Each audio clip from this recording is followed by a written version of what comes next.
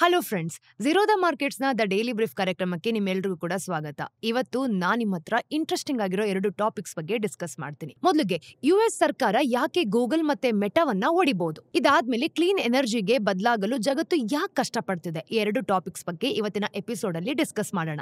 ಹಣಕಾಸಿನ ವಿಷಯಗಳು ಹಾಗೂ ಫೈನಾನ್ಷಿಯಲ್ ಮಾರ್ಕೆಟ್ಸ್ ಅಲ್ಲಿ ಆಗ್ತಿರೋ ಚೇಂಜಸ್ ಬಗ್ಗೆ ನಾವಿಲ್ಲಿ ಡೀಟೇಲ್ಡ್ ಆಗಿ ಮಾತಾಡ್ತೀವಿ. ಇವತ್ತು 22 ಏಪ್ರಿಲ್ ಟ್ಯೂಸ್ಡೇ. ನಾನು ನಿಮ್ಮ ನಿರೂಪಕಿ ಚಂದನಾ ಗೌಡ. ಬಿಗ್ ಟೆಕ್ಗೆ ಇದೊಂದು ಕೆಟ್ಟ ವಾರ ಅಂತಾನೆ ಹೇಳ್ಬೋದು. ಕಳೆದ ವಾರ ಬಿಗ್ ಟೆಕ್ ಇತಿಹಾಸದಲ್ಲೇ ಒಂದು ದೊಡ್ಡ ವಾರ ಅಂತ ಹೇಳ್ತಾ ಇತ್ತು. ಅಂದ್ರೆ ಬಹುಶಃ ಒಳ್ಳೆ ಕಾರಣಕ್ಕಲ್ಲ. ಎಷ್ಟೋ ವರ್ಷಗಳಿಂದ ಬಿಗ್ ಟೆಕ್ ಕಂಪನಿಗಳನ್ನ ಯಾರು ಏನ್ ಮಾಡೋದಕ್ಕೂ ಆಗಲ್ಲ ಅನ್ನೋ ಒಂದು ಭಾವನೆ ಇತ್ತು. ಅವರು ತಮ್ಮ ಇಂಡಸ್ಟ್ರಿಗಳಲ್ಲಿ ಡಾಮಿನೇಟ್ ಕೂಡ ಮಾಡ್ತಿದ್ರು. ಅಷ್ಟೇ ಅಲ್ಲ, ನಮ್ಮ ಜೀವನದ ದೊಡ್ಡ ಭಾಗದ ಮೇಲೆ ಒಂದ್ ರೀತಿ ಹಿಡಿತನೂ ಸಹ ಇತ್ತು. ಅವರನ್ನ ಮಾನಿಟರ್ ಮಾಡೋದು ಅಂದ್ರೆ ನಿಯಂತ್ರಣದಲ್ಲಿ ಇಟ್ಕೊಳ್ಳೋದು ತುಂಬಾ ಕಷ್ಟ ಅನ್ಸ್ತಿತ್ತು ಬಿಡಿ. ಇನ್ನು ರೆಗ್ಯುಲೇಟರ್ಸ್ಗೆ ಅವರು ಏನ್ ಮಾಡ್ತಿದ್ದಾರೆ ಅಂತ ಪೂರ್ತಿ ಅರ್ಥ ಮಾಡ್ಕೊಳ್ಳೋದಕ್ಕೆ ವರ್ಷಗಳೇ ಹಿಡಿತು. ಈಗಂತೂ ಆರ್ಟಿಫಿಷಿಯಲ್ ಇಂಟೆಲಿಜೆನ್ಸ್ ಬೆಳವಣಿಗೆಯಿಂದ ಅವ್ರು ಇನ್ನೂ ಎತ್ತರಕ್ಕೆ ಹೋಗ್ತಾರೆ ಅನ್ನೋ ತರನು ಕೂಡ ಕಾಣಿಸ್ತಿದೆ ನೋಡಿ. ಕಳೆದ ವಾರ ಒಂದು ರಿಮೈಂಡರ್ ಸಿಕ್ತು, ಅವ್ರೇನು ತಪ್ಪೇ ಮಾಡ್ದವರು ಅಲ್ಲ ಅಂತ. ಕೆಲವು ದಿನಗಳಲ್ಲಿ ಜಗತ್ತಿನ 2 ದೊಡ್ಡ ಟೆಕ್ ಕಂಪನೀಸ್ಗಳು ಗೂಗಲ್ ಮತ್ತೆ ಮೆಟಾ ತಮ್ಮ ಸಾಮ್ರಾಜ್ಯಗಳನ್ನೇ ಬ್ರೇಕ್ ಮಾಡಬಹುದಾದ ದೊಡ್ಡ ಆಂಟಿ ಟ್ರಸ್ಟ್ ಕೇಸ್ಗಳಲ್ಲಿ ಸಿಕ್ಕಿ ಹಾಕೊಂಡಿದೆ.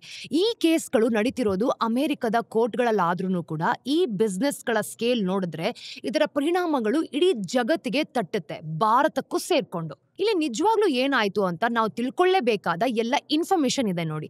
ಮೊದಲನೇದಾಗಿ ಆಂಟಿ ಟ್ರಸ್ಟ್ ಲಾ ಅಂದ್ರೆ ಏನು ಅಂತ ತಿಳ್ಕೊಳ್ಳೋಣ. ನೋಡಿ, ಆಂಟಿ ಟ್ರಸ್ಟ್ ಲಾ ಅಂತಂದ್ರೆ ತಕ್ಷಣ ಏನೋ ಒಂದು ಕಾಂಪ್ಲೆಕ್ಸ್ ಅಂದ್ರೆ ಭಯಂಕರವಾಗಿರೋ ಟೆಕ್ನಿಕಲ್ ವಿಷಯ ಅನ್ಸುತ್ತೆ ಅಲ್ವಾ? ಆದ್ರೆ ನಿಜವಾಗ್ಲೂ ಹಾಗಿಲ್ಲ. ಇದರ ಅರ್ಥ ಮಾಡ್ಕೊಳ್ಳೋದಕ್ಕೆ ತುಂಬಾ ಸರಳ. ಅಂದ್ರೆ ಇದರ ಮುಖ್ಯ ಐಡಿಯಾ ಇಷ್ಟೇ: ಒಂದು ಫ್ರೀ ಮಾರ್ಕೆಟ್ ಅಲ್ಲಿ ಎಲ್ಲಾ ಬಿಸ್ನೆಸ್ಗಳಿಗೂ ಅವುಗಳ ಕಾಂಪಿಟೇಟರ್ಸ್ ಹತೋಟಿಯಲ್ಲಿ ಇಟ್ಕೊಂಡಿರ್ತಾರೆ. ಒಂದು ಬಿಸ್ನೆಸ್ ಕಸ್ಟಮರ್ಸ್ಗೆ ಅಂದ್ರೆ ಸರಿ ಇಲ್ಲ ಅಂತಂದ್ರೆ ಯಾವ ರೀತಿ ನಡ್ಕೊಂಡ್ರೆ ಅವರು ಬೇರೆ ಒಂದು ರೀತಿ ಬಿಸ್ನೆಸ್ ಗಳನ್ನ ಕಿತ್ಕೊಳ್ತಾರೆ ಅನ್ನೋ ಒಂದು ಐಡಿಯಾನ ತಿಳ್ಕೊಳ್ಳೋದು. ಫಾರ್ ಎಕ್ಸಾಂಪಲ್, ನಾನೊಂದು ಕಾಟನ್ ಟೀ ಶರ್ಟ್ ನ ಮಾರ್ತಿರ್ತೀನಿ ಅಂತ ಅನ್ಕೊಳ್ಳಿ. ಒಂದು ದಿನ ಖರ್ಚು ಕಡಿಮೆ ಮಾಡ್ಕೊಳ್ಳೋದಕ್ಕೆ ಅಂತ ಕಾಟನ್ ಬದಲು ಯಾವುದೋ ಈ ಕಳಪೆ ಸಿಂಥೆಟಿಕ್ ಬಟ್ಟೆನ ಬಳಸಿದ್ರೆ ನನ್ನ ಕಸ್ಟಮರ್ಸ್ ಎಲ್ಲ ನನ್ನನ್ನ ಬಿಟ್ಟು ಬೇರೆ ಕಡೆ ಹೋಗ್ತಾರೆ ಅಲ್ವಾ? ನನಗೆ ರೆವಿನ್ಯೂ ನಷ್ಟ ಆಗುತ್ತೆ ಕೂಡ. ಅದಕ್ಕೆ ಸರಿಯಾಗಿ ನಡೀತಿರೋ ಈ ಮಾರ್ಕೆಟ್ ನಲ್ಲಿ ಬಿಸ್ನೆಸ್ಗಳು ಕಸ್ಟಮರ್ಸ್ಗೆ ಒಂದು ಒಳ್ಳೇದು ಮಾಡ್ಲೇಬೇಕಾಗತ್ತೆ. ಆದ್ರೆ ಇದು ಯಾವಾಗ್ಲೂ ಕೂಡ ಸರಿ ಹೋಗಲ್ಲ. ಒಂದು ಬಿಸ್ನೆಸ್ಗೆ ತುಂಬಾ ಮಾರ್ಕೆಟ್ ಪವರ್ ಇದ್ರೆ ಅಂದ್ರೆ ಕಸ್ಟಮರ್ಸ್ ಮೇಲೆ ತುಂಬಾ ಹಿಡ್ತಾ ಇದ್ರೆ ಫ್ರೀ ಮಾರ್ಕೆಟ್ ಸರಿಯಾಗಿ ಕೆಲಸ ಮಾಡಲ್ಲ. ಆಗ ಅದು ಕಸ್ಟಮರ್ಸ್ಗೆ ಮೋಸ ಮಾಡಿದ್ರೂ ಕೂಡ ಅವರು ಹೋಗೋದಕ್ಕೆ ಬೇರೆ ಜಾಗ ಇರಲ್ಲ ಅಲ್ವಾ? For example, T shirt market ನಲ್ಲಿ ನಾನು ಒಬ್ಬನೇ ಮೋನೋಪೊಲಿ ಆಗಿದ್ರೆ ಈಗ ನಾನು ಎಂತ ಕೆಟ್ಟ ಬಟ್ಟೆ ಬಳಸಿದ್ರು ಕೂಡ ಕಸ್ಟಮರ್ಸ್ ನನ್ನ ಹತ್ರನೇ ತಗೊಳ್ಬೇಕು. ಈ ತರ ಆದಾಗ ಬಿಸ್ನೆಸ್ಗೆ ಕಸ್ಟಮರ್ಸ್ ಮೇಲೆ ಒಂದು ಅನ್ಹೆಲ್ದಿ ಪವರ್ ಬಂದ್ಬಿಡತ್ತೆ. ಇದಕ್ಕೋಸ್ಕರನೇ ಆಂಟಿ ಟ್ರಸ್ಟ್ ಲಾ ಇದೆ. ಅನ್ಯಾಯದ ದಾರಿಗಳಿಂದ ಕಾಂಪಿಟೇಷನ್ ಅನ್ನ ಮುಗಿಸ್ಬೇಕು ಅಂತ ಪ್ರಯತ್ನಿಸ್ತಿರೋ ಕಂಪನಿಗಳ ವಿರುದ್ಧ ಇದು ಹೋರಾಡುತ್ತೆ ನೋಡಿ. ಈಗ ಕಾನೂನಿನ ಆಳಕ್ಕೆ ಹೋಗೋದು ಬೇಡ, ಆದ್ರೆ ನೀವು 2 ಮುಖ್ಯ ರೀತಿಯಲ್ಲಿ ನೋಡೋದಾದ್ರೆ ಕಾನೂನನ್ನ ಮುರಿಬಹುದು ಅನ್ನೋದನ್ನ ನಾವ್ ಅರ್ಥ ಮಾಡ್ಕೊಳ್ಬೇಕು. ಮೋನೋಪೊಲೈಸೇಷನ್ ಅಂದ್ರೆ ಮೋಸ ಮಾಡಿ ಮೋನೋಪೊಲಿ ಆಗೋದು. ಸುಮ್ನೆ ಮೋನೋಪೊಲಿ ಆಗೋದು ತಪ್ಪಲ್ಲ. ನಿಮ್ ಹತ್ರ ಪ್ರಾಡಕ್ಟ್ ಉತ್ಪನ್ನ ಬೇರೆಯವ್ರಿಗಿಂತ ತುಂಬಾ ಬೆಟರ್ ಇದ್ರೆ ಅಥವಾ ನೀವು ಒಳ್ಳೆ ಬಿಸ್ನೆಸ್ ಪರ್ಸನ್ ಆಗಿದ್ರೆ ನೀವು ನ್ಯಾಚುರಲಿ ಮೋನೋಪೊಲಿ ಆಗ್ಬಹುದು. ರೀಸ್ಟ್ರೈಂಟ್ ಆಫ್ ಟ್ರೇಡ್ ಅಂದ್ರೆ ನಿಮ್ಮ ಪ್ರಾಡಕ್ಟ್ ನ ಒಂದು ಗುಣಮಟ್ಟದ ಮೇಲೆ ಸ್ಪರ್ಧೆ ಮಾಡೋ ಬದಲು ಕಾಂಪಿಟೇಷನ್ ಅನ್ನೇ ಮುಗಿಸಲು ಏನಾದ್ರೂ ಮೋಸದ ಕೆಲಸ ಮಾಡೋದು.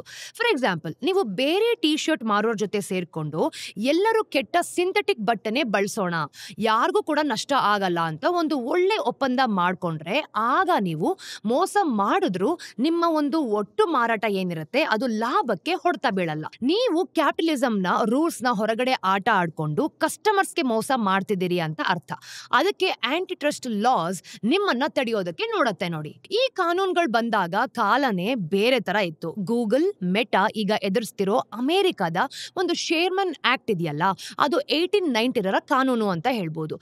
ಆಗ ಎಕನಾಮಿ ಬೇರೆ ರೀತಿನೇ ಇತ್ತು. ನೂರಾರು ವರ್ಷಗಳ ಕೇಸ್ಗಳನ್ನ ನಂತರ ರೆಗ್ಯುಲೇಟರ್ಸ್ ಫಿಸಿಕಲ್ ಎಕನಾಮಿಗೆ ಹೊಂದುವ ಒಂದು ಕಾನೂನನ್ನ ಹೇಗೆ ಜಾರಿಗೆ ತಗೊಂಡ್ಬರ್ಬೇಕು ಅಂತ ಒಂದು ಪ್ಲೇ ಬುಕ್ ಅಂದ್ರೆ ಒಂದು ರೀತಿ ರೂಲ್ಸ್ ಬುಕ್ ಅನ್ನ ರೆಡಿ ಮಾಡಿದ್ರು. ಆದ್ರೆ ಡಿಜಿಟಲ್ ಎಕನಾಮಿ ಈ ಪ್ಲೇ ಬುಕ್ ಅನ್ನ ಪೂರ್ತಿ ಗಡಬಡ ಮಾಡ್ಬಿಡ್ತು ನೋಡಿ. ಯಾಕೆ ಅಂದ್ರೆ ಇಲ್ಲಿ ಹೆಚ್ಚಿನ ಬಿಸ್ನೆಸ್ಗಳು ಸರ್ವಿಸಸ್ ಏನಿರುತ್ತೆ ಅದನ್ನ ಫ್ರೀ ಆಗಿ ಕೊಡ್ತಿದ್ವು. ಒಂದೊಂದು ಕಂಪನಿಗಳು ತಾವೇ ಕಂಡಿಡ್ದ ಒಂದು ಇಂಡಸ್ಟ್ರಿಯಲ್ ಸೆಗ್ಮೆಂಟ್ಸ್ ಡಾಮಿನೇಟ್ ಮಾಡ್ತಿದ್ರು ಕೂಡ. ಮತ್ತೆ ಇಲ್ಲಿನ ಬಿಸ್ನೆಸ್ ಅರೇಂಜ್ಮೆಂಟ್ಸ್ ನ ನೋಡಿದಾಗ ಫಿಸಿಕಲ್ ಮರ್ಚೆಂಡೈಸ್ ಗಿಂತ ಅದೆಷ್ಟೋ ಕಾಂಪ್ಲೆಕ್ಸ್ ಆಗಿರುತ್ತೆ. ಎಷ್ಟೋ ವರ್ಷಗಳ ಕಾಲ ರೆಗ್ಯುಲೇಟರ್ಸ್ಗೆ ತಮ್ಮ ಒಂದು ಹಳೆ ಐಡಿಯಾಗಳನ್ನ ಡಿಜಿಟಲ್ ಎಕನಾಮಿಗೆ ಹೇಗೆ ಅನ್ವಯಿಸೋದು ಅಂತಾನೆ ಕನ್ಫ್ಯೂಸ್ ಆಗ್ತಿತ್ತು. ಇನ್ನು ಆಂಟಿ ಟ್ರಸ್ಟ್ ಲಾನ ಹೆಚ್ಚಿನ ಅಸಂಪ್ಷನ್ಸ್ಗಳು ಇಲ್ಲಿ ವರ್ಕೇ ಆಗ್ತಿರ್ಲಿಲ್ಲ. The Google ad tech case ಇದನ್ನ ನೋಡಿದಾಗ ನಮ್ಗೆ ಆ ರೀತಿ ಅನ್ಸದೇ ಇರ್ಬೋದು. ಆದ್ರೆ ಗೂಗಲ್ ಬಹುದೊಡ್ಡ ಮಟ್ಟಿಗೆ ಒಂದು ಅಡ್ವರ್ಟೈಸಿಂಗ್ ಕಂಪನಿ ಅಲ್ವಾ. ಇದಕ್ಕಾಗಿ ಅವ್ರ ಹತ್ರ ಹಲವಾರು ಪ್ಲಾಟ್ಫಾರ್ಮ್ಸ್ಗಳಿದೆ. ನಿಮ್ಮ ವೆಬ್ಸೈಟ್ ಅಲ್ಲಿ ಗೂಗಲ್ ಒಂದು ಅಡ್ವರ್ಟೈಸ್ ಅನ್ನ ಹಾಕ್ಬೇಕಂತಂದ್ರೆ ನೀವು ಡಬಲ್ ಕ್ಲಿಕ್ ಫಾರ್ ಪಬ್ಲಿಷರ್ ಅಂತ ಬಳಸ್ತೀರಿ ಅಲ್ವಾ. ಇದು ನಿಮ್ಮ ವೆಬ್ ಪೇಜ್ ಅಲ್ಲಿ ಯಾವ ಅಡ್ವರ್ಟೈಸ್ಮೆಂಟ್ ಅನ್ನ ಬರಬೇಕು ಅಂತ ಕಂಟ್ರೋಲ್ ಮಾಡೋ ಒಂದು ಕಂಟ್ರೋಲ್ ಸೆಂಟರ್ ತರ. ಈಗ ನೀವು ನಿಮ್ಮ ಬಿಸ್ನೆಸ್ಗೆ ಅಡ್ವರ್ಟೈಸ್ಮೆಂಟ್ ಅನ್ನ ಕೊಡಬೇಕು ಅಂತ ಅನ್ಕೊಂಡಿದ್ರೆ ಗೂಗಲ್ ಆಡ್ಸ್ಗೆ ಹೋಗ್ತೀರಾ ಅಲ್ವಾ. ನೀವು ಒಂದು ದೊಡ್ಡ ಕಂಪನಿನ ರನ್ ಮಾಡ್ತಿದ್ರು ಕೂಡ ಇಂಟರ್ನೆಟ್ ದಾದ್ಯಂತ ಬಹಳಷ್ಟು ಸ್ಲಾಟ್ಸ್ ಗಳಿರೋ ಕಾಂಪ್ಲೆಕ್ಸ್ ಆಡ್ ಕ್ಯಾಂಪಿಯನ್ಸ್ ನ ನಡೆಸ್ತಾ ಇದ್ರೆ ಡಿಸ್ಪ್ಲೇ ಅಂಡ್ ವಿಡಿಯೋ 360 ಅನ್ನೋ ಒಂದು ಸ್ಪೆಷಲೈಸ್ಡ್ ಸರ್ವಿಸ್ ಅನ್ನ ಬಳಸಬಹುದು. ಇದೆಲ್ಲದರ ಮಧ್ಯದಲ್ಲಿ ಗೂಗಲ್ ತನ್ನ ಒಂದು ಸ್ವಂತ ಆಕ್ಷನ್ ಹೌಸ್ ADX ಅನ್ನ ಇಟ್ಕೊಂಡಿರುತ್ತೆ. ಇದು ಅಡ್ವರ್ಟೈಸರ್ಸ್ ಗಳ ತರನೇ ವರ್ಕ್ ಆಗ್ತಿರುತ್ತೆ, ಅಂದ್ರೆ ಪಬ್ಲಿಷರ್ಸ್ ಜೊತೆ ಕನೆಕ್ಟ್ ಮಾಡತ್ತೆ ಅಂತ. US ಡಿಪಾರ್ಟ್ಮೆಂಟ್ ಆಫ್ ಜಸ್ಟಿಸ್ ಈ ವಾದ ಏನು ಅಂತಂದ್ರೆ ಈ ಎಲ್ಲಾ ಫಂಕ್ಷನ್ಸ್ ಬೇರೆ ಬೇರೆ ಕಂಪನಿಗಳು ಮಾಡ್ಬೇಕಿತ್ತು ಅಂತ. ಆದ್ರೆ ಗೂಗಲ್ ಈ ಪೂರ್ತಿ ಪೈಪ್ಲೈನ್ ಅನ್ನ ತಾನೇ ಓನ್ ಮಾಡ್ತಿರೋದ್ರಿಂದ ಬೇರೆ ಯಾರಿಗೂ ಕೂಡ ಈ ಬಿಸ್ನೆಸ್ ಅಲ್ಲಿ ಸ್ಪರ್ಧಿಸೋದಕ್ಕೆ ಆಗ್ತಾನೆ ಇಲ್ಲ. DOJ ಪ್ರಕಾರ ಗೂಗಲ್ ತನ್ನ ಎಲ್ಲಾ ಆಡ್ ಪ್ಲಾಟ್ಫಾರ್ಮ್ಸ್ ಗಳನ್ನ ತುಂಬಾ ಕುತಂತ್ರ ಮಾಡ್ಕೊಂಡು ಇದೇ ರೀತಿಯಲ್ಲಿ ಲಿಂಕ್ ಮಾಡಿ ಅನ್ಯಾಯ ಮಾಡ್ತಿದ್ಯಂತೆ. ಅವ್ರ ಹತ್ರ ಆಡ್ ವರ್ಡ್ಸ್ ತರ ಸರ್ವಿಸಸ್ ಇಂದ ದೊಡ್ಡ ಆಡ್ ಡಿಮ್ಯಾಂಡ್ ಇತ್ತು. ಇದನ್ನ ಬೇರೆ ಯಾರು ಕೂಡ ಮ್ಯಾಚ್ ಮಾಡೋಕೆ ಆಗ್ತಾನೆ ಇರ್ಲಿಲ್ಲ. ಆ ಎಲ್ಲಾ ಬಿಸ್ನೆಸ್ ಗೂಗಲ್ಸ್ ನ ADX ಎಕ್ಸ್ಚೇಂಜ್ ಮೂಲಕನೇ ಹೋಗ್ತಿತ್ತು ನೋಡಿ. ಅದಕ್ಕೆ ಅದು ಬೇರೆಲ್ಲ ಆಡ್ ಎಕ್ಸ್ಚೇಂಜ್ ಗಳಿಗಿಂತ ಪವರ್ಫುಲ್ ಆಗಿತ್ತು. ಒಂದು ವೆಬ್ಸೈಟ್ಗೆ ಒಳ್ಳೆ ಆಡ್ ಡೀಲ್ ಸಿಗ್ಲಿ ಅಂತ ಗೂಗಲ್ ADX ಆಕ್ಷನ್ ಹೌಸ್ ಬಳಸಬೇಕಂತಂದ್ರೆ ಗೂಗಲ್ ಅವರನ್ನ ತನ್ನ ಒಂದು DFP ಕೂಡ ಬಳಸೋ ಹಾಗೆ ಫೋರ್ಸ್ ಮಾಡ್ತಾ ಇತ್ತು. ಅವರಿಗೆ ಬೇರೆ ಟೂಲ್ಸ್ ಇಷ್ಟ ಇದ್ರೂ ಸಹ ಅಷ್ಟೇ ಅಲ್ಲ, DFP ಒಂದು ರೈವಲ್ಸ್ ಅನ್ನ ಕೊಂಡ್ಕೊಡ್ತಿದ್ರು ಕೂಡ. ಇದರಿಂದ ಎಲ್ಲಾ ಆಡ್ ಪಬ್ಲಿಷರ್ಸ್ ಅವರ ಸರ್ವಿಸ್ಗೆ ಲಾಕ್ ಆಗ್ತಿದ್ರು ನೋಡಿ. ಇಷ್ಟೊಂದು ಡಿಜಿಟಲ್ ಅಡ್ವರ್ಟೈಸಿಂಗ್ ಅವರ ಕೈಯಲ್ಲಿದ್ದ ಮೇಲೆ ಅವರು ಎಲ್ಲಾ ತರದ ಒಂದು ಅಂಡರ್ ಹ್ಯಾಂಡ್ ಟ್ರಿಕ್ಸ್ ಅನ್ನ ಮಾಡ್ಬೋದಿತ್ತು ಅಲ್ವಾ. ಫಾರ್ ಎಕ್ಸಾಂಪಲ್, ಥಿಯರಿ ಪ್ರಕಾರ ನಾವು ನೋಡೋದಾದ್ರೆ ಯಾವುದೇ ಆಡ್ ಎಕ್ಸ್ಚೇಂಜ್ ನಿಂದ ಆಡ್ಸ್ DFP ಗೆ ಬರ್ಬೋದು. ಅಲ್ಲಿ ಒಂದು ನ್ಯೂಟ್ರಲ್ ಬಿಡ್ಡಿಂಗ್ ಆಗ್ಬೇಕಿತ್ತು. ಆದ್ರೆ ರಿಯಾಲಿಟಿಯಲ್ಲಿ ನಾವು ನೋಡಿದಾಗ ADX ಇಂದ ಬಂದ ಆಡ್ಸ್ ಗೆ ಭಾರಿ ಅಡ್ವಾಂಟೇಜ್ ಇತ್ತು ನೋಡಿ. DFP ADX ಗೆ ಬೇರೆ ಎಕ್ಸ್ಚೇಂಜ್ ನ ಕೊಟ್ಟು ಪ್ರೈಸಸ್ ನ ಕೂಡ ನೋಡ್ತಿದ್ರು. ಅವ್ರಿಗಿಂತ ಒಂದು ಸೆಂಟ್ ಜಾಸ್ತಿ ಬಿಡ್ ಮಾಡಿ ಗೆಲ್ಲೋದಕ್ಕೆ ಸಹಾಯ ಮಾಡ್ತಿತ್ತು. ಇದು ಗೂಗಲ್ ಮಾಡ್ತಿದ್ದ ಅನೇಕ ತಂತ್ರಗಳಲ್ಲಿ ಒಂದಷ್ಟೇ. 2023 ಅಲ್ಲಿ DOJ ಇದೆಯಲ್ಲ, ಶೇರ್ಮನ್ ಆಕ್ಟ್ ಅನ್ನ ವಾಯ್ಲೇಟ್ ಮಾಡುತ್ತೆ ಅಂತ ಡಿಸ್ಟ್ರಿಕ್ಟ್ ಕೋರ್ಟ್ಗೆ ಕಂಪ್ಲೇಂಟ್ ಅನ್ನ ಕೊಟ್ಟಿದ್ರು. ಕೋರ್ಟ್ ಕೂಡ ಹೆಚ್ಚಾಗಿ ಒಪ್ಕೊಂಡಿತ್ತು. ಕಳೆದ ವಾರ ಅದು ಒಂದು ಆರ್ಡರ್ ಅನ್ನ ಪಾಸ್ ಮಾಡಿದೆ. ಗೂಗಲ್ಗೆ ಆಡ್ ಎಕ್ಸ್ಚೇಂಜಸ್ ಮತ್ತೆ ಪಬ್ಲಿಷರ್ಸ್ಗೆ ಆಡ್ಸ್ ಕೊಡೋದ್ರಲ್ಲಿ ಮೋನೋಪೊಲಿ ಇದೆ ಅಂತ. ಅದು ನ್ಯಾಯವಾಗಿ ಬಂದಿಲ್ಲ. ಈ ಪ್ರೊಸೆಸ್ ನಲ್ಲಿ ಗೂಗಲ್ ಬೇರೆಯವರ ವ್ಯಾಪಾರಕ್ಕೆ ಅಡ್ಡಿ ಮಾಡಿದೆ ಅಂತಾನೂ ಕೂಡ ಕೋರ್ಟ್ ಹೇಳಿದೆ. ಆದ್ರೆ ಗೂಗಲ್ಗೆ ಒಂದು ಸಣ್ಣ ಸಿಲ್ವರ್ ಲೈನಿಂಗ್ ಇದೆ ನೋಡಿ. ಕೋರ್ಟ್ ಆಡ್ಸ್ ತರೋ ಒಂದು ಬಿಸ್ನೆಸ್ ಅಂದ್ರೆ ಅದರ ಒಂದು ಅಡ್ವರ್ಟೈಸರ್ಸ್ ಆಡ್ ನೆಟ್ವರ್ಕ್ ಅನ್ನ ಒಂದು ಸಪರೇಟ್ ಮಾರ್ಕೆಟ್ ಅಂತ ನೋಡಿಲ್ಲ. ಹಾಗಾಗಿ ಅಲ್ಲಿ ಮೋನೋಪೊಲಿ ಪ್ರಶ್ನೆ ಬರೋದಿಲ್ಲ. ಅವರು ಅಲ್ಲಿ ಏನ್ ಮಾಡಿದ್ರು ಕೂಡ ಅದು ಕೋರ್ಟ್ ಸ್ಕೇಪ್ ಇಂದ ಹೊರಗಡೆ ನೋಡ್ತಾ ಇದೆ. ಮುಂದೇನು, ಜಡ್ಜ್ ಈಗ ಡಿಜಿಟಲ್ ಆಡ್ಸ್ ಮಾರ್ಕೆಟ್ ನಲ್ಲಿ ವಿಷಯಗಳನ್ನ ಸರಿಪಡಿಸಬೇಕು ಅಂತ ಏನ್ ಮಾಡ್ಬೋದು ಅಂತ ಯೋಚನೆ ಮಾಡ್ತಿದ್ದಾರೆ. DOJಗೆ ಗೂಗಲ್ ಆಡ್ ಸ್ಟ್ಯಾಕ್ ಅನ್ನ ಒಡೆದು ಬ್ರೇಕಪ್ ಹಾಕಿ ಬಿಸ್ನೆಸ್ ನ ಒಂದು ಭಾಗವನ್ನ ಬೇರೆಯವ್ರಿಗೆ ಕೊಡಬೇಕು ಅಂತ ಹೇಳ್ತಿದೆ. ಇದು ಕಂಪನಿಗೆ ಒಂದು ದೊಡ್ಡ ಹೊಡೆತ ಹೌದು. ಗೂಗಲ್ ಆದ್ರೆ ಈ ಆರ್ಡರ್ ವಿರುದ್ಧ ಅಪೀಲ್ ಮಾಡೋದಕ್ಕೆ ಬೇಕಾದಷ್ಟು ತಯಾರಿನೂ ಕೂಡ ನಡೆಸ್ತಾ ಇದೆ. ತಪ್ಪಾಗಿ ತಿಳ್ಕೊಬೇಡಿ, ಇದು ಗೂಗಲ್ಗೆ ಮ್ಯಾಸಿವ್ ಬ್ಲೋ. ಕೆಲವು ತಿಂಗಳ ಹಿಂದೆ ನಾವು ನೋಡಿದಾಗ ಅವರ ಸರ್ಚ್ ಎಂಜಿನ್ ಮಾರ್ಕೆಟ್ ಮೇಲಿನ ಡಾಮಿನೆನ್ಸ್ ಅನ್ನ ಪ್ರಶ್ನಿಸಿದ್ರೆ ಇದೇ ತರ ಡಿಸಿಷನ್ ಬಂದಿತ್ತು ಕೂಡ.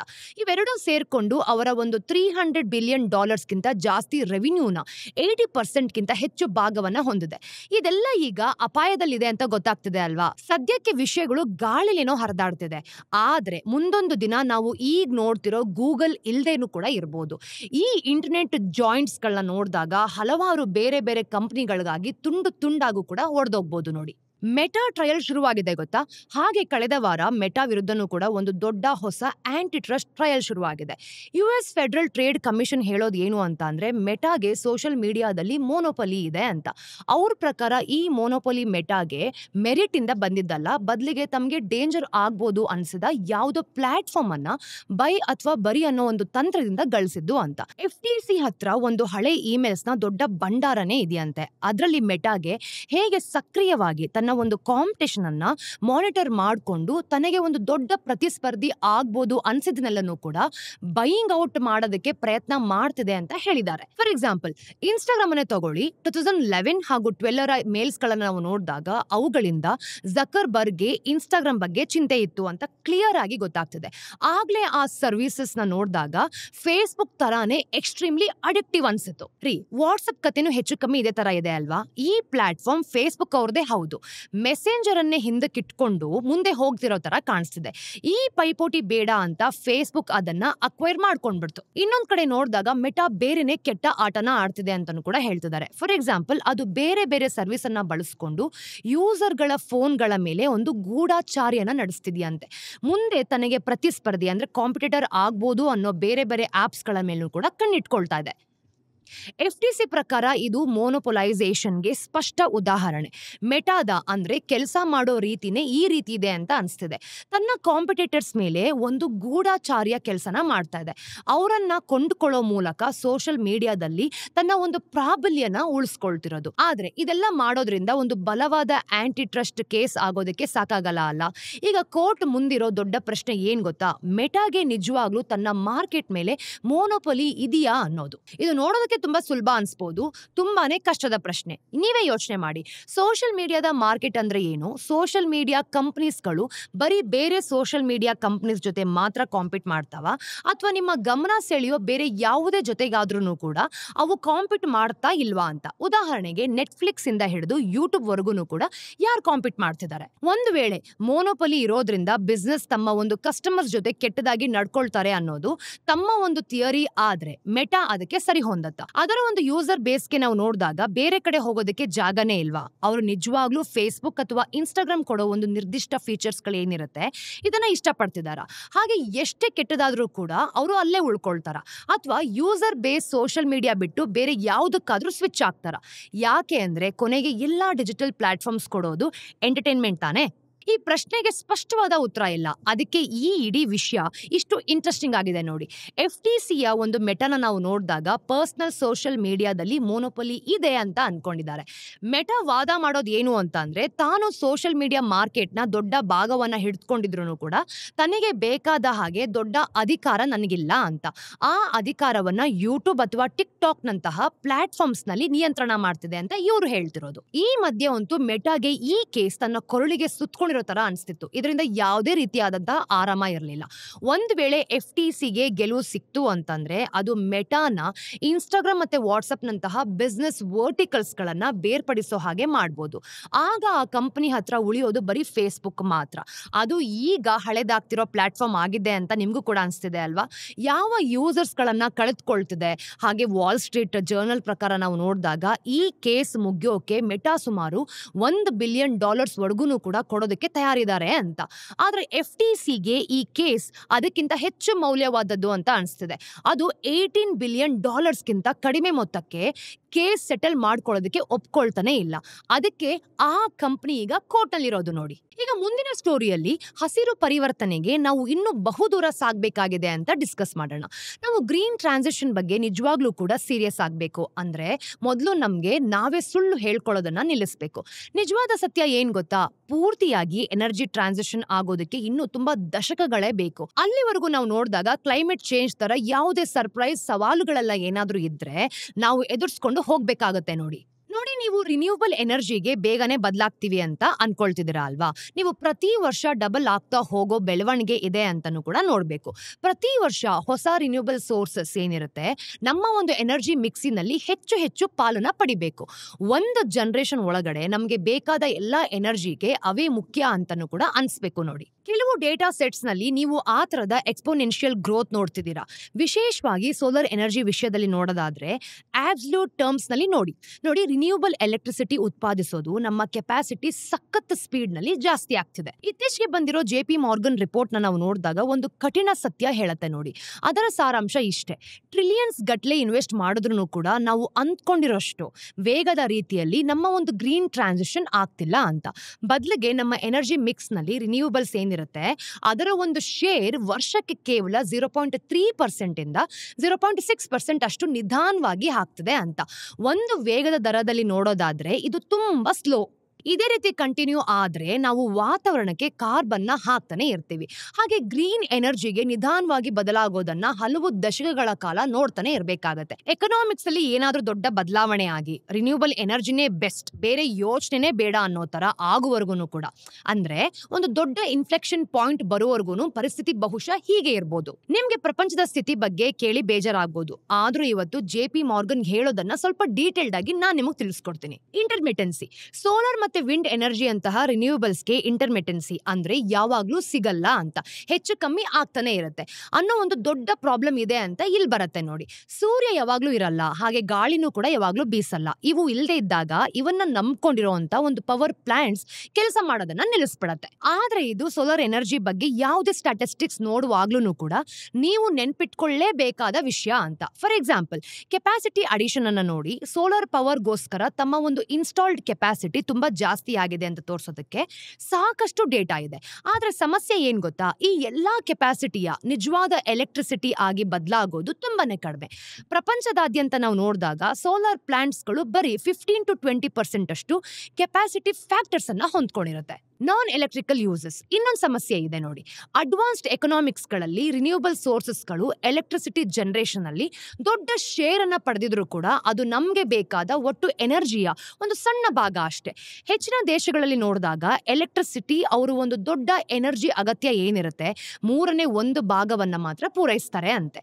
ಇನ್ನು ದೊಡ್ಡ ಪ್ರಮಾಣದಲ್ಲಿ ಎನರ್ಜಿ ಕೂಡ ಬೇಕಾಗುತ್ತೆ. ಫಾರ್ ಎಕ್ಸಾಂಪಲ್, ಟ್ರಾನ್ಸ್ಪೋರ್ಟೇಷನ್ ಇಂಡಸ್ಟ್ರಿ ಅಥವಾ ಹೀಟಿಂಗ್ ಅನ್ನ ನಾವು ನೋಡಿದಾಗ ಇವಕ್ಕೆಲ್ಲನೂ ಎಲೆಕ್ಟ್ರಿಸಿಟಿ ಸುಲಭವಾಗಿ ಸಬ್ಸ್ಟಿಟ್ಯೂಟ್ ಆಗಲ್ಲ. ಅವನ್ನೆಲ್ಲ ಲೆಕ್ಕಕ್ಕೆ ತಗೊಂಡ್ರೆ ದೇಶಗಳ ಒಟ್ಟು ಎನರ್ಜಿ ಮಿಕ್ಸ್ ನಲ್ಲಿ ರಿನ್ಯೂಬಲ್ಸ್ ನ ಪಾಲು ಇನ್ನೂ ಕೂಡ ಕಡಿಮೆ ಆಗತ್ತೆ. ನಮ್ಗೆ ಕಾಣಿಸೋ ಹಾಗೆ ಇದು ನಾವು ದಾಟ್ಲೇಬೇಕಾದ ಒಂದು ದೊಡ್ಡ ಚಾಲೆಂಜ್ ಮತ್ತೆ ಅಡಚಣೆ ಅಂತ ಹೇಳ್ಬೋದು. ಈಗ ಮಾನವ ಕುಲಕ್ಕೆ ಒಳ್ಳೇದಾಗಬೇಕು ಅಂತಂದ್ರೆ ಗ್ಯಾರಂಟಿಯಾಗಿ ತುಂಬಾ ಎನರ್ಜಿ ಬಳಸೋ ಇಂಡಸ್ಟ್ರಿಯಲ್ ಪ್ರಾಸೆಸ್ಗಳ ಮೇಲೆ ಡಿಪೆಂಡ್ ಆಗಿರುತ್ತೆ ಅಲ್ವಾ. For example, steel, chemicals, fertilisers, ಪ್ಲಾಸ್ಟಿಕ್ಗಳ ಇತ್ಯಾದಿಗಳ ಉತ್ಪಾದನೆ ನಾವು ನೋಡ್ಬೋದು.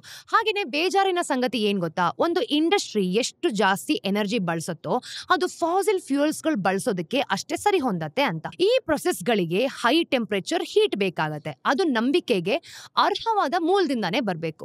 ಅದಕ್ಕೆ ಫಾಸಿಲ್ ಫ್ಯೂಯಲ್ಸ್ಗಳು ಬೆಸ್ಟ್ ಆಯ್ಕೆ. ಅದಕ್ಕೆ ನಾವು ನೋಡಿದಾಗ ಎಕನಾಮಿಯ ಈ ಭಾಗವನ್ನ ಡಿಕಾರ್ಬನೈಸ್ ಮಾಡೋದು ತುಂಬಾ ಕಷ್ಟ. ಈ ಇಂಡಸ್ಟ್ರಿಗಳ 80 to 85% ಎನರ್ಜಿ ಡಿಮ್ಯಾಂಡ್ ಅನ್ನ ಫಾಸಿಲ್ ಫ್ಯೂಯಲ್ಗಳ ಮೂಲಕನೇ ಪೂರೈಸಬೇಕಾಗತ್ತೆ. ಇದರರ್ಥ ನಾವು ಪೂರ್ತಿ ಗ್ರಿಡ್ ಅನ್ನ ಡಿಕಾರ್ಬನೈಸ್ ಮಾಡಿದ್ರು ಕೂಡ, ಅಂದ್ರೆ ಒಂದು ದೊಡ್ಡ ಚಾಲೆಂಜ್ ಅನ್ನ ಇಲ್ಲಿ ನೋಡೋದಾದ್ರೆ ನಮ್ಮನ್ನ ಪೂರ್ತಿಯಾಗಿ ಫಾಸಿಲ್ ಫ್ಯೂಯಲ್ಸ್ ಇಂದ ಹೊರಗೆ ತರುವುದು ಇನ್ನೂ ತುಂಬಾನೇ ಕಾಂಪ್ಲೆಕ್ಸ್ ಪ್ರಾಜೆಕ್ಟ್. ಈ ನಡುವೆ ರಿನ್ಯೂಬಲ್ಸ್ ತಮ್ಮ ಎನರ್ಜಿ ಮಿಕ್ಸ್ ನಲ್ಲಿ ನಾವು ಅಂದ್ಕೊಂಡದಕ್ಕಿಂತ ತುಂಬಾ ಕಡಿಮೆ ಮುಖ್ಯ ಆಗಿರುತ್ತೆ. ಫಾರ್ ಎಕ್ಸಾಂಪಲ್, ಸೋಲಾರ್ ಎನರ್ಜಿಯ ವಿಷಯಕ್ಕೆ ಬರೋದಾದ್ರೆ ಅದು ಪ್ರಪಂಚದ ಎಲೆಕ್ಟ್ರಿಸಿಟಿ ಪ್ರೊಡಕ್ಷನ್ ನಲ್ಲಿ 7% ಶೇರ್ ಅನ್ನ ಹೊಂದಿದ್ರು ಪ್ರಪಂಚದ ಒಟ್ಟು ಎನರ್ಜಿ ಅಗತ್ಯಗಳಲ್ಲಿ ನೋಡಿದಾಗ ಕೇವಲ -2% ಅಷ್ಟೇ ಪೂರೈಸೋದು. ಪರಿವರ್ತನೆಗಳು ಯಾವಾಗ್ಲೂ ಕೂಡ ಸಮಯನ ತೆಗೆದುಕೊಳ್ಳುತ್ತೆ ಅಲ್ವಾ. ಇದನ್ನೆಲ್ಲ ಹೇಳ್ತಿರೋದು ಗ್ರೀನ್ ಟ್ರಾನ್ಸಿಷನ್ ಮುಖ್ಯ ಅಲ್ಲ ಅಂತ ಅಲ್ಲ, ನಾವು ಫಾಸಿಲ್ ಫ್ಯೂಯಲ್ಸ್ ಇಂದ ಸುಲಭವಾಗಿ ದೂರ ಆಗ್ತಿದೀವಿ ಅನ್ನೋ ಒಂದು ಭ್ರಮೆಯಿಂದ ನಿಮ್ಮನ್ನ ಹೊರಗೆ ತರೋದಕ್ಕಷ್ಟೇ. ಬೇಜಾರಿನ ವಿಷಯ ಏನ್ ಗೊತ್ತಾ, ಅವು ಇನ್ನೂ ತುಂಬಾ ಕಾಲ ನಮ್ ಜೊತೆನೆ ಇರ್ಬೇಕಾಗತ್ತೆ. ಮುಂದೆ ಏನೆಲ್ಲ ಆಗ್ಬೋದು ಅನ್ನೋದ್ರ ಬಗ್ಗೆ ನಿಮ್ಮ ಒಂದು ಎಕ್ಸ್ಪೆಕ್ಟೇಷನ್ಸ್ ಗಳನ್ನ ಸ್ವಲ್ಪ ಕಮ್ಮಿ ಮಾಡ್ಕೊಳ್ಳಿ ಅನ್ನೋದ್ರ ಬಗ್ಗೆ ಇಲ್ಲಿ ತೋರ್ಸೋದು. ನೋಡಿ, ವಿದ್ವಾಂಸ ಇದ್ದಾರೆ ಗೊತ್ತಾ, ವಾಕ್ಲೌಸ್ ಮಿಲ್ ಹೇಳೋ ಹಾಗೆ ಎನರ್ಜಿ ಟ್ರಾನ್ಸಿಷನ್ ಅಂದ್ರೆ ಶಕ್ತಿ ಪರಿವರ್ತನೆಗಳು ಯಾವಾಗ್ಲೂ ಕೂಡ ತುಂಬಾ ಟೈಮ್ ತೆಗೆದುಕೊಳ್ಳುತ್ತೆ ಅಂತ. ನೋಡಿ, ಎನರ್ಜಿ ಏನಿದೆ ಅದು ಕೊನೆಗೂ ಕೂಡ ಒಂದು ಲಕ್ಸುರಿ ಅಲ್ಲ, ಪ್ರತಿಯೊಬ್ಬರು ಕೂಡ ಯಾವ್ಯಾವ ರೀತಿ ಬಳಸ್ತಾರೆ ಅನ್ನೋ ಒಂದು ಸಿಚುವೇಶನ್. ಫಾರ್ ಎಕ್ಸಾಂಪಲ್, ಕಲ್ಲಿದ್ದಲನ್ನ ಉದಾಹರಣೆಗೆ ತಗೊಳ್ಳೋಣ. 1800 ಜನರಲ್ಲಿ ಕಟ್ಟಿಗೆ ತಗೊಳ್ಳೋರು ಎಷ್ಟಿರ್ತಾರೆ, ಹುಲ್ಲನ್ನ ಸುಡ್ತಿರ್ಬೇಕಾದ್ರೆ ಕೋಲ್ ಬಂತು ಅಂತ ಎಲ್ಲರೂ ಹೇಳ್ತಾರೆ ಅಲ್ವಾ. 1840ರಲ್ಲಿ ಇಂಡಸ್ಟ್ರಿಯಲ್ ರೆವಲ್ಯೂಷನ್ ನಡೀತಿರ್ಬೇಕಾದ್ರೆ ಅದು ಇಡೀ ಪ್ರಪಂಚದ ಎನರ್ಜಿ ಅಗತ್ಯಗಳ ಒಂದು ಕೇವಲ 5% ಅಷ್ಟೇ ಪೂರೈಸ್ತಿದ್ದು. ಪ್ರಪಂಚದ ಅರ್ಧದಷ್ಟು ಎನರ್ಜಿ ಡಿಮ್ಯಾಂಡ್ ಪೂರೈಸೋದಕ್ಕೆ ಅದಕ್ಕೆ ಇನ್ನೂ ಕೂಡ 60 ವರ್ಷ ಬೇಕಾಯ್ತು. ಅಷ್ಟಾದ್ರೂ ಇವತ್ತಿಗೂ ಪ್ರಪಂಚದ ಹಲವು ಕಡೆ ಅಂದ್ರೆ ಭಾರತದಲ್ಲೂ ಕೂಡ ಜನ ತಮ್ಮ ಎನರ್ಜಿ ಅಗತ್ಯಕ್ಕೆ ಕಟ್ಟಿಗೆ ಮತ್ತು ಬೇರೆ ಬಯೋಮಾಸ್ ಏನಿರುತ್ತೆ ಅದನ್ನ ಬಳಸ್ತಾರೆ. ಕ್ರೂಡ್ ಆಯಿಲ್ ಕೂಡ ಹಾಗೇನೆ 1900ರ ಶುರುವಲ್ಲಿ ನಾವು ನೋಡಿದಾಗ ಇದು ಬಂದಿದ್ದು, ಅದು ಕೋಲ್ ಬಳಕೆಗಿಂತ ಜಾಸ್ತಿ ಆಗಿತ್ತು ಕೂಡ. 1964ರಲ್ಲಿ ಅಂದ್ರೆ ಅರ್ಧ ಶತಮಾನಗಳ ನಂತರ natural gas gas crude oil ಇಂದ ಬಂದ. ಸ್ವಲ್ಪ ದಶಕಗಳ ನಂತರ ಬಂದ್ರೂ ಕೂಡ ಪ್ರಪಂಚದ ಹೆಚ್ಚಿನ ಕಡೆ ಇನ್ನೂ ಅಷ್ಟು ಪಾಪ್ಯುಲರ್ ಆಗಿರ್ಲಿಲ್ಲ. ಇವೆಲ್ಲ ನಾವು ಗ್ರೀನ್ ಟ್ರಾನ್ಸಿಷನ್ ಅನ್ನ ಎಷ್ಟು ಸ್ಪೀಡ್ ನಲ್ಲಿ ಮಾಡ್ತೀವಿ ಅಂತ ಹೇಳಲ್ಲ, ಆದ್ರೆ ಅದು ಯಾವ ದಿಕ್ಕಲ್ಲಿ ಹೋಗ್ಬೋದು ಅನ್ನೋದ್ರ ಬಗ್ಗೆ ಸುಳಿವನ್ನ ಕೊಡ್ಬೋದು. ಒಂದು ಎನರ್ಜಿ ಟ್ರಾನ್ಸಿಷನ್ ಅಂದ್ರೆ ಬರೀ ಎನರ್ಜಿ ಸೋರ್ಸ್ ಬದಲಾಯಿಸೋದು ಅಷ್ಟೇ ಅಲ್ಲ, ನೀವು ಹೊಸ ಪ್ರೊಡಕ್ಷನ್ ಟೆಕ್ನಿಕ್ಸ್ ಆಗಿರ್ಬೋದು, ಡಿಸ್ಟ್ರಿಬ್ಯೂಷನ್ ಚಾನೆಲ್ಸ್ ಆಗಿರ್ಬೋದು, ಮತ್ತೆ ಮಷಿನರಿಗಳನ್ನ ಕಲಿಬೇಕು. ಇದಕ್ಕೋಸ್ಕರ ಇಡೀ ಪ್ರಪಂಚಗಳಲ್ಲೇ ಇನ್ಫ್ರಾಸ್ಟ್ರಕ್ಚರ್ನ ಕಟ್ಟಬೇಕಾಗತ್ತೆ. ಹಿಂದೆ ನಾವು ಈ ತರ ಕೆಲಸಗಳೆಲ್ಲ ಏನಿತ್ತು ಅಂದ್ರೆ ತಲೆ ಮಾರುಗಳ ಕಾಲ ತಗೊಂಡು ಕೂಡ ಬರ್ತಾ ಇದ್ವಿ. ನೋಡಿ, ತುಂಬಾ ಫಾಸ್ಟ್ ಆಗಿ ಬದಲಾಗಬೇಕು ಅಂತಂದ್ರೆ ಒಂದು ಸ್ಟ್ರಾಂಗ್ ಎಕನಾಮಿಕ್ ಕೇಸ್ ಬೇಕು. ಹಿಸ್ಟ್ರಿನ ನಾವು ನೋಡೋದಾದ್ರೆ ಕೆಲವು ಸಲ ಒಂದೆರಡು ದಶಕಗಳಲ್ಲಿ ಇಡೀ ಇಂಡಸ್ಟ್ರಿಯಲ್ಲಿ ಒಂದು ದೊಡ್ಡ ಬದಲಾವಣೆಗಳನ್ನ ಮಾಡ್ಕೊಂಡಿದೀವಿ. ರಿಪೋರ್ಟ್ ಹೇಳೋ ಹಾಗೆ ನಾವು ಸ್ಟೀಲ್ ಪ್ರೊಡಕ್ಷನ್ ಅನ್ನ ಹಳೆ ಓಪನ್ ಅರ್ತ್ ಫರ್ನೇಸಸ್ ಇಂದ ಹೊಸ ಹೆಚ್ಚು ಎಫಿಷಿಯಂಟ್ ಆದ ಎಲೆಕ್ಟ್ರಿಕ್ ಆರ್ಮ್ ಫರ್ನೇಸಸ್ ತರ ಒಂದು ಟೆಕ್ನಾಲಜೀಸ್ಗೆ ಕೇವಲ 20 ವರ್ಷಗಳಲ್ಲಿ ಬದಲಾಯಿಸಿದ್ವಿ ಅಂತ. ಇದರಿಂದ ಸ್ಟೀಲ್ ಮಾಡೋಕೆ ಬೇಕಾಗಿದ್ದ ಎನರ್ಜಿ ಮೊದಲು ಬೇಕಾಗಿದ್ದರ 10ನೇ ಇಳ್ದೋಗಿದೆ. ಆದ್ರೆ ಇಲ್ಲಿವರೆಗೂ ನಾವು ನೋಡಿದಾಗ ರಿನ್ಯೂಬಲ್ ಎನರ್ಜಿಗೆ ಅಂತಹ ಒಂದು ಸ್ಟ್ರಾಂಗ್ ಎಕನಾಮಿಕ್ ಕೇಸ್ ಇಲ್ಲ ಅಂತ. ನಿಜ ಹೇಳ್ಬೇಕಂತಂದ್ರೆ ಕೆಲವು ಕಂಡೀಷನ್ಗಳಲ್ಲಿ ರಿನ್ಯೂಬಲ್ ನಿಜವಾಗ್ಲೂ ಕೂಡ ಫಾಸಿಲ್ ಫ್ಯೂಯಲ್ಸ್ಗಿಂತ ಚೀಪ್ ಆಗಿದೆ ಅನ್ನೋದಕ್ಕೆ ಒಂದು ಪ್ರೂಫ್ ಇದೆ ನೋಡಿ. ಆದ್ರೆ ಸೋಲಾರ್ ಮತ್ತೆ ವಿಂಡ್ ಇಂಡಸ್ಟ್ರೀಸ್ ಈಗ ಒಂದು ಮೆಚೂರಿಂಗ್ ಸ್ಟೇಜ್ ನಲ್ಲಿ ಇದ್ರೂ ಕೂಡ ಈ ಟೆಕ್ನಾಲಜೀಸ್ ಗಳನ್ನ ಇಂಪ್ರೂವ್ ಮಾಡೋದಕ್ಕೆ ಇರೋ ಒಂದು ಅವಕಾಶ ಫಿಸಿಕಲ್ ಲಿಮಿಟ್ಸ್ಗೆ ತಲುಪಿದೆ ಅಂತ ಕಾಣಿಸ್ತಿದೆ. ಇದು ನಿಜಾನೇ ಆದ್ರೆ ಪ್ರೈಸಸ್ ಇನ್ನೂ ಕೂಡ ಕಮ್ಮಿ ಆಗುತ್ತೆ ಅನ್ನೋ ಒಂದು ನಂಬಿಕೆ ಖಂಡಿತವಾಗ್ಲೂ ಕಡಿಮೆ. ಅರ್ಲಿ ಮೂವರ್ಸ್ಗೆ ಈ ಒಂದು ಡಿಕಾರ್ಬನೈಸೇಷನ್ ಒಂದು ಮಿಕ್ಸ್ಡ್ ಪಿಕ್ಚರ್ ತರ ಕಾಣ್ತಿದೆ. ಯುರೋಪ್ ಅನ್ನೇ ನೋಡಿ, ಅಲ್ಲಿ ರಿನ್ಯೂಬಲ್ಸ್ ಅವರ ಒಂದು ಒಟ್ಟು ಎಲೆಕ್ಟ್ರಿಸಿಟಿ ಅಗತ್ಯದ ಅರ್ಧದಷ್ಟು ಪೂರೈಸುತ್ತೆ. ಆದ್ರೆ ಇಲ್ಲಿ ಎನರ್ಜಿ ಪ್ರೈಸಸ್ ಆಕಾಶಕ್ಕೆ ಹೋಗಿದೆ. ಈಗ ಭಾರತದಲ್ಲಿ ಇರೋದಕ್ಕಿಂತ 5-7 ಪಟ್ಟು ಜಾಸ್ತಿ ಕಾಸ್ಟ್ಲಿ. ಇದಕ್ಕೆ ಕಾರಣ ಯುರೋಪ್ಗೆ ಪೈಪ್ಡ್ ರಷ್ಯನ್ ಗ್ಯಾಸ್ ಸಿಗೋದು ನಿಂತಿದ್ದು. ಆದ್ರೆ ಸ್ವಲ್ಪ ಮಟ್ಟಿಗೆ ನಾವು ನೋಡೋದಾದ್ರೆ ಆ ಖಂಡ ಎಷ್ಟು ವಾಲ್ನರಬಲ್ ಆಗಿದೆ ಅನ್ನೋದರ ಒಂದು ಪರಿಣಾಮ ಹೌದು. ಇದರಿಂದ ದೊಡ್ಡ ಎಫೆಕ್ಟ್ ಏನಾಗುತ್ತೆ ಗೊತ್ತಾ? ಜರ್ಮನಿಯ ಇಂಡಸ್ಟ್ರಿಯಲ್ ಕಾಂಪಿಟೇಟಿವ್ನೆಸ್ ಕಮ್ಮಿ ಆಗ್ಬೋದು. ರಿನ್ಯೂಬಲ್ಸ್ ನ ನಿಜವಾದ ಕಾಸ್ಟ್ ಬರೀ ಜಾಸ್ತಿ ಪ್ರೈಸಸ್ ನಲ್ಲಿ ಮಾತ್ರ ಇಲ್ಲ, ಅದು ಅನ್ಸರ್ಟನಿಟಿಯಲ್ಲೂ ಕೂಡ ಇದೆ. ಫಾರ್ ಎಕ್ಸಾಂಪಲ್, MISO ಅಮೆರಿಕದ ಮಿಡ್ ವೆಸ್ಟ್ ನಲ್ಲಿ ಗ್ರಿಡ್ ನ ನೋಡ್ಕೊಳ್ಳೋ ಒಂದು ಸಂಸ್ಥೆ ತನ್ನ ಒಂದು ರಿಸರ್ವ್ ಮಾರ್ಜಿನ್ ನ ಕಮ್ಮಿ ಆಗ್ತದೆ ಅಂತ ವಾರ್ನಿಂಗ್ ಕೊಟ್ಟಿದೆ. ಕನಿಷ್ಠ ಪಿಕ್ ಸಮ್ಮರ್ ನಲ್ಲಿ ನೋಡೋದಾದ್ರೆ ಎಲೆಕ್ಟ್ರಿಸಿಟಿ ಡಿಮ್ಯಾಂಡ್ಗೆ ತಕ್ಕಷ್ಟು ಸಪ್ಲೈ ಮಾಡೋದು ಕಷ್ಟ ಆಗುತ್ತೆ ಅಂತ ಅವರು ಆವರೇಜ್ ಅಲ್ಲಿ ಅಂದಾಜು ಮಾಡಿದ್ದಾರೆ. ಇದರಿಂದ ದೊಡ್ಡ ಬ್ಲಾಕ್ ಔಟ್ಸ್ ಅಷ್ಟು ರಿಸ್ಕ್ ಅನ್ನ ತಗೊಳುತ್ತೆ ನೋಡಿ. ಇದಕ್ಕೆ ಒಂದು ಕೆಟ್ಟ ಎಕ್ಸಾಂಪಲ್ ಈ ವರ್ಷದ ಶುರುವಿನಲ್ಲಿ ಜರ್ಮನಿಯಲ್ಲಿ ನಡೆದಿರೋದು. ಜರ್ಮನಿಯಲ್ಲಿ ಡ್ಯೂಮ್ ಫ್ಲಾಟು ಅಂತ ಒಂದು ಟೈಮ್ ಬರುತ್ತೆ. ಆಗ ಇಂಟರ್ಮಿಟೆನ್ಸೇ ಇದ್ದಕ್ಕಿದ್ದ ಹಾಗೆ ಒಂದು ಕ್ರೈಸಿಸ್ ಆಗ್ಬಿಡ್ತು. ಕೆಲವು ದಿನ ಎಲೆಕ್ಟ್ರಿಸಿಟಿ ಜನರೇಷನ್ ನೋಡೋದಾದ್ರೆ ಪೂರ್ತಿ ಡೌನ್ ಆಯ್ತು ಕೂಡ. ಹಾಗೆ ಯುರೋಪ್ ನ ಗ್ರಿಡ್ ಕನೆಕ್ಟ್ ಆಗ್ತಿರೋದ್ರಿಂದ ನೆದರ್ಲ್ಯಾಂಡ್ಸ್ ಇಂದ ನಾರ್ವೆವರೆಗೂ ಕೂಡ ಎಲ್ಲಾ ಕಡೆ ಪ್ರೈಸಸ್ ಗಳು ಕೂಡ ಗಗನಕ್ಕೆ ಹಾರಿದ್ವು. ಈ ಬೆಲೆ ಏರಿಕೆನ ನೋಡೋದಾದ್ರೆ ನಾರ್ವೆ ಸರ್ಕಾರ ಬೀಳೋದಕ್ಕೆ ಒಂದು ಕಾರಣ ಆಯ್ತು ನೋಡಿ. ಗ್ರೀನ್ ಟ್ರಾನ್ಸಿಷನ್ ಯಶಸ್ವಿ ಆಗ್ಬೇಕು ಅಂತಂದ್ರೆ ಇವೆಲ್ಲ ಕೂಡ ನಾವು ಸರಿ ಮಾಡ್ಲೇಬೇಕಾದಂತಹ ಪ್ರಾಬ್ಲಮ್ಸ್. ಈ ಪ್ರಾಬ್ಲಮ್ ಸರಿ ಆಗಿಲ್ಲ ಅಂತಂದ್ರೆ ಗ್ರೀನ್ ಟ್ರಾನ್ಸಿಷನ್ ಖಂಡಿತವಾಗ್ಲೂ ಯಶಸ್ವಿ ಆಗೋದಕ್ಕೆ ಚಾನ್ಸೇ ಇಲ್ಲ. ಸ್ನೇಹಿತರೆ, ಇವತ್ತಿನ ಟಿಡ್ಬಿಟ್ಸ್ ಏನು ಅಂತ ನೋಡ್ಕೊಂಬರೋಣ. ನಂಬರ್ 1, MTNL ಸಾಲ ಅಂದ್ರೆ ಸರ್ಕಾರ ಟೆಲಿಕಾಂ ಆಪರೇಟರ್ ಆದ ಮಹಾನಗರ ಟೆಲಿಫೋನ್ ನಿಗಮ್ ಲಿಮಿಟೆಡ್ ಇದರ ಒಂದು 7 ಪಬ್ಲಿಕ್ ಸೆಕ್ಟರ್ ಬ್ಯಾಂಕ್ಸ್ ಅನ್ನು ನೋಡಿದಾಗ ಇದರಿಂದ ತಗೊಂಡಿದ್ದಂತಹ 8,344.24 crore ಸಾಲನ ವಾಪಸ್ ಕೊಡೋದಕ್ಕೆ ಆಗ್ತಿಲ್ಲ, ಅಂದ್ರೆ ಡಿಫಾಲ್ಟ್ ಆಗಿದ್ದಾರೆ ಅಂತ ಏಪ್ರಿಲ್ 19, 2025 ಒಂದು ರೆಗ್ಯುಲೇಟರಿ ಫೈಲಿಂಗ್ ನಲ್ಲಿ ಗೊತ್ತಾಗ್ತಿದೆ. ಇಲ್ಲಿ ಕಟ್ಟದೇ ಇರೋ ಸಾಲದಲ್ಲಿ ಜಾಸ್ತಿ ದುಡ್ಡು ಹೋಗ್ಬೇಕಾಗಿರೋದು ಯೂನಿಯನ್ ಬ್ಯಾಂಕ್ ಆಫ್ ಇಂಡಿಯಾಗೆ ಸುಮಾರು 3,633.42 crores ಅಂತ. ಅದಾದ್ಮೇಲೆ ಇಂಡಿಯನ್ ಓವರ್ಸೀಸ್ ಬ್ಯಾಂಕ್ ಅಲ್ಲಿ ನೋಡೋದಾದ್ರೆ 2,374.49 crores, ಹಾಗೆ ಬ್ಯಾಂಕ್ ಆಫ್ ಇಂಡಿಯಾಗೆ 1,077.34 crores ಬರುತ್ತೆ ಅಂತ. ತೊಂದರೆ ಆಗಿರೋ ಬೇರೆ ಬ್ಯಾಂಕ್ಗಳು: Punjab national bank 464.26 crores, state bank of India 350.05 crores, ಹಾಗೆ UCO ಬ್ಯಾಂಕ್ 266.30 crores, ಹಾಗೆ ಪಂಜಾಬ್ ಅಂಡ್ ಸಿಂಧ್ ಬ್ಯಾಂಕ್ ನ ನೋಡಿದಾಗ 180.30 crores. ಎರಡನೇದು BHEL ಗಳಿಕೆ. ಭಾರತ್ ಹೆವಿ ಎಲೆಕ್ಟ್ರಾನಿಕ್ಸ್ ಲಿಮಿಟೆಡ್ ಕಂಪನಿಯ FY25 ರಿಪೋರ್ಟ್ ಅನ್ನು ನೋಡಿದಾಗ ತನ್ನ ರೆವಿನ್ಯೂ ಅಲ್ಲಿ 19% ಜಾಸ್ತಿ ಗಳಿಸಿದೆ. ಒಟ್ಟು ರೆವಿನ್ಯೂನ ನೋಡಿದಾಗ 27,350 crores ಆಗಿದೆ ಅಂತ. ಈ ವರ್ಷದಲ್ಲಿ ಅವರಿಗೆ 92,534 crores ಮೌಲ್ಯದ ಹೊಸ ಆರ್ಡರ್ ಇನ್ಫ್ಲೋಸ್ಗಳು ಬಂದಿರೋದು ಇದಕ್ಕೆ ಕಾರಣ. ಇದರಲ್ಲಿ 81,349 crores ಪವರ್ ಸೆಕ್ಟರ್ ಇಂದ ಬಂದಿರೋದು, ಅಂದ್ರೆ 11,185 crores ಇಂಡಸ್ಟ್ರಿಯಲ್ ಸೆಗ್ಮೆಂಟ್ಸ್ ಇಂದ, ಅಂದ್ರೆ ಟ್ರಾನ್ಸ್ಪೋರ್ಟೇಷನ್ಸ್ ಇಂದಾನೆ ಬಂದಿರೋದು. ಡಿಫೆನ್ಸ್ ಮತ್ತೆ ಪ್ರೊಸೆಸ್ ಇಂಡಸ್ಟ್ರೀಸ್ ನಾವು ನೋಡೋದಾದ್ರೆ ಇವುಗಳಿಂದನೂ ಕೂಡ ಬರ್ತಾ ಇದೆ. FY25 ಕೊನೆಯಲ್ಲಿ ಕಂಪನಿ ಹತ್ರ ಇದ್ದ ಒಟ್ಟು ಆರ್ಡರ್ ಬುಕ್ ಅಲ್ಲಿ ನಾವು ನೋಡಿದಾಗ 1.95 lakhs crore ಅಷ್ಟು ಬಂದಿದೆ ನೋಡಿ. ಕೊನೆಯ ಟಿಡ್ಬಿಟ್, ಕಚ್ಚಾ ತೈಲ ಬೆಲೆ ಇಳಿಕೆ ಆಗ್ತಿರೋದು. ಭಾರತದ ಆಮದು ಮಾಡ್ಕೊಳ್ತಿರೋ ಒಂದು ಆವರೇಜ್ ಕ್ರೂಡ್ ಆಯಿಲ್ ನ ನಾವು ನೋಡಿದಾಗ ಇಂಪೋರ್ಟ್ ಪ್ರೈಸಸ್ ಏಪ್ರಿಲ್ 2025ರಲ್ಲಿ ಪ್ರತಿ ಬ್ಯಾರೆಲ್ಗೆ $68.34ಗೆ ಇಳಿದೋಗಿದೆ. ಇದು ಕಳೆದ 47 ತಿಂಗಳಲ್ಲಿ ಅತಿ ಕಡಿಮೆ ಬೆಲೆ. ಪೆಟ್ರೋಲಿಯಂ ಪ್ಲಾನಿಂಗ್ ಮತ್ತೆ ಅನಾಲಿಸಿಸ್ ಸೆಲ್ ಹೇಳೋ ಪ್ರಕಾರ ಮಾರ್ಚ್ ನಲ್ಲಿದ್ದ $72.47ಗಳಿಗೆ ಹೋಲಿಸಿದ್ರೆ ಇದು 5.6% ಕಮ್ಮಿ ಆಗಿರೋದು. ಇನ್ನು ಮೇ 2021ರ ನಂತರ ಅತಿ ಕಡಿಮೆ ಬೆಲೆ ಅಂತ. ಬೆಲೆ ಕಮ್ಮಿ ಆದ್ರೂ FY24 ನಲ್ಲಿ ಭಾರತದ ಒಂದು ಇಂಪೋರ್ಟ್ ಮಾಡ್ಕೊಳ್ತಿರೋದ್ರಲ್ಲಿ ಸೋರ್ಸ್ ಕ್ರೂಡ್ ಅನ್ನ ನಾವು ನೋಡಿದಾಗ ಇದರ ಒಂದು ಶೇರ್ 78.5% ಇತ್ತು. ಅಂದ್ರೆ ಒಂದು ಸ್ವೀಟ್ ಕ್ರೂಡ್ ಪಾಲನ್ನ ನಾವು ನೋಡಿದಾಗ ಬರೀ 21.5% ಅಷ್ಟೇ ಇರೋದು ನೋಡಿ. ಕ್ರೂಡ್ ಆಯಿಲ್ ಇಂಪೋರ್ಟ್ಸ್ ನಾವು ನೋಡಿದಾಗ 4.2% ಜಾಸ್ತಿ ಆಗಿದೆ. ಅಂದ್ರೆ 242.4 ಮಿಲಿಯನ್ ಟನ್ಸ್ ಗಳಿಗೆ ತಲುಪಿದೆ ಅಂತ. ಆದ್ರೆ ಇಂಪೋರ್ಟ್ ಬಿಲ್ 2.7% ಜಾಸ್ತಿ ಆಗಿ $137 ಬಿಲಿಯನ್ ಗೆ ಆಗಿದೆ. ಪೆಟ್ರೋಲಿಯಂ ಪ್ರಾಡಕ್ಟ್ಸ್ ನೋಡೋದಾದ್ರೆ ಇದನ್ನ ಸೇರಿಸಿದ್ರೆ ಒಟ್ಟು ಇಂಪೋರ್ಟ್ ಬಿಲ್ $161 ಬಿಲಿಯನ್ಗೆ ತಲುಪಿದೆ ನೋಡಿ. ಸ್ನೇಹಿತರೆ, ಇದಿಷ್ಟು ಝೀರೋದ ಮಾರ್ಕೆಟ್ಸ್ನ ದ ಡೈಲಿ ಬ್ರೀಫ್ನ ಅಪ್ಡೇಟ್. ಮತ್ತಷ್ಟು ಅಪ್ಡೇಟ್ಸ್ ಒಂದಿಗೆ ನಾನು ನಿಮಗೆ ಮುಂದಿನ ವಿಡಿಯೋಲಿ ಸಿಗ್ತೀನಿ. Till then take care.